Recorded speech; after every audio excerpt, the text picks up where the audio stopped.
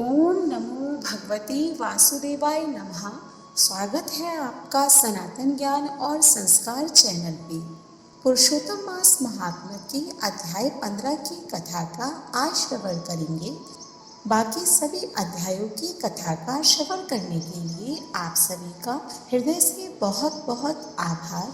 तो सुनते हैं अगले अध्याय की कथा को। श्री नारायण बोले, नारद सुदेव शर्मा ब्राह्मण हाथ जोड़कर गदगद स्वर से भक्त वत्सल श्री कृष्ण देव की स्तुति करता हुआ बोला, हे देव, हे देवेश, हे त्रिलोक्य को अभय देने वाले, हे प्रभु, आपको नमस्कार है। हे सर्वेश्वर, आपको नमस्कार है। मैं आपकी शरण में आया हूँ। हे परमेश्वर, हे शरणागत वत्सल, मेरी रक्षा करो। हे शरण में आए हुए लोगों के भय का नाश करने वाले, आपको मेरा नमस्कार है। आप जय के स्वरूप हो, जय को देने वाले हो, जय के मालिक हो, जय के कारण हो, विश्व के आधार हो, विश्व के एक रक्षक हो, दिव्य हो, विश्वों के स्थान हो, फलों के बीज हो, फलों के आधार हो, विश्व में स्थित हो, विश्व के कारण हो, फलों के मूल हो, फलों को देने वाले हो, तेज स्वरूप हो, तेज के दाता हो, सब तेजस्वियों में श्रेष्ठ हो, कृष्ण हृदय अंधकार के नाशक हो, विष्णु व्यापक हो, वासुदेव देवताओं के वास स्थान अथवा वसुदेव के पुत्र हो, दीन वत्सल हो, ऐसे आपको मैं नमस्कार करता हूँ। हे जगत प्रभु, आपकी स्तुति करने में ब्रह्मादि देवता भी समर्थ नहीं है। हे जनार्दन, मैं तो अल्प बुद्धि वाला मंद मनुष्य हूँ, किस तरह स्तुति करने में समर्थ हो सकता हूँ। अत्यंत दुखी दीन अपने भक्त की आप कैसे उपेक्षा करते हो। हे प्रभु, क्या आज संसार में वह आपकी लोक बंधुता नष्ट हो गई है। वाल्मीकि ऋषि बोले, सुदेव शर्मा ब्राह्मण इस प्रकार विष्णु भगवान की स्तुति कर हरि के सामने खड़ा हो गया। हरि भगवान उसके वचन सुनकर मेघ के समान गंभीर वचन से बोले, हे वत्स, तुमने जो तप किया वह बहुत अच्छी तरह से किया। हे महाप्राय, हे तपोधन, क्या चाहते हो सो मुझसे कहो।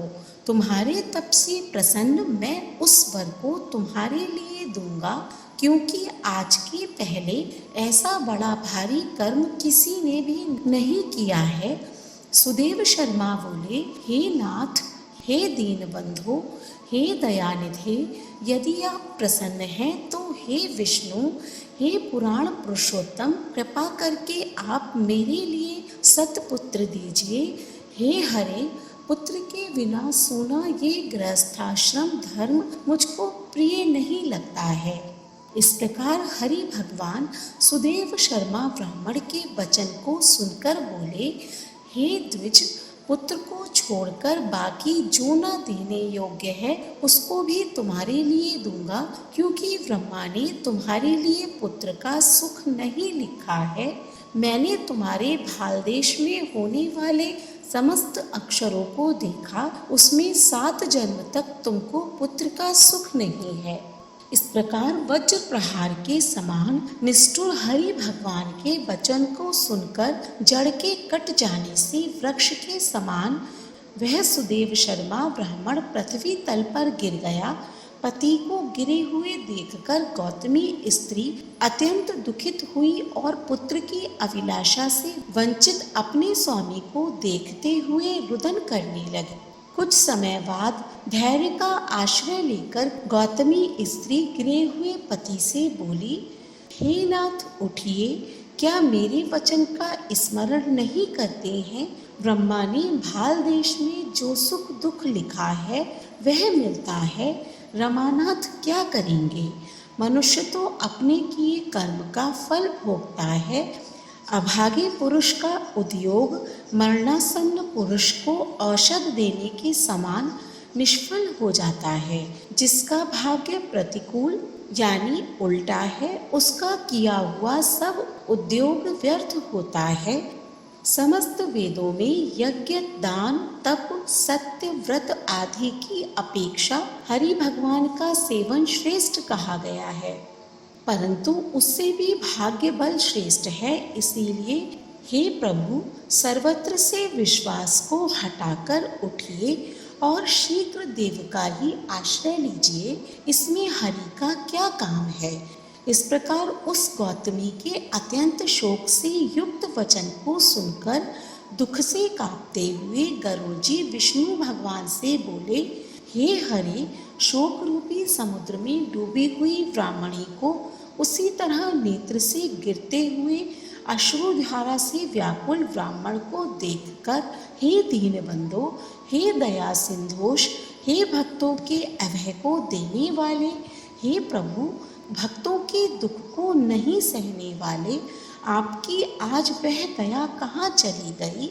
अहो, आप वेद और ब्राह्मण की रक्षा करने वाले साक्षात विष्णु हो, इस समय आपका धर्म कहाँ गया। अपने भक्त को देने के लिए 4 प्रकार की मुक्ति आपके हाथ में ही स्थित कहीं गई है। अहो, फिर भी वे आपके भक्त उत्तम भक्ति को छोड़कर चतुर्विध मुक्ति की इच्छा नहीं करते हैं और उनके सामने 8 सिद्धियां दासी के समान स्थित रहती हैं। आपके आराध्य का महात्म्य सब जगह सुना है, तब इस ब्राह्मण के पुत्र की वांछा आज पूर्ण करने में आपका क्या परिश्रम है। हाथी दान करने वाले पुरुष को अंकुश दान करने में क्या परिश्रम है। अब आज से कोई भी आपके चरण कमल की सेवा नहीं करेगा। जो पुरुष के भाग्य में होता है वही निश्चय रूप से प्राप्त होता है। इस बात की प्रथा आज से संसार में चल पड़ी और आपकी भक्ति रसातल को चली गई, अर्थात लुप्त हो गई। हे नाथ, आप करने तथा ना करने में स्वतंत्र हैं। यह आपका सामर्थ्य सर्वत्र विख्यात है।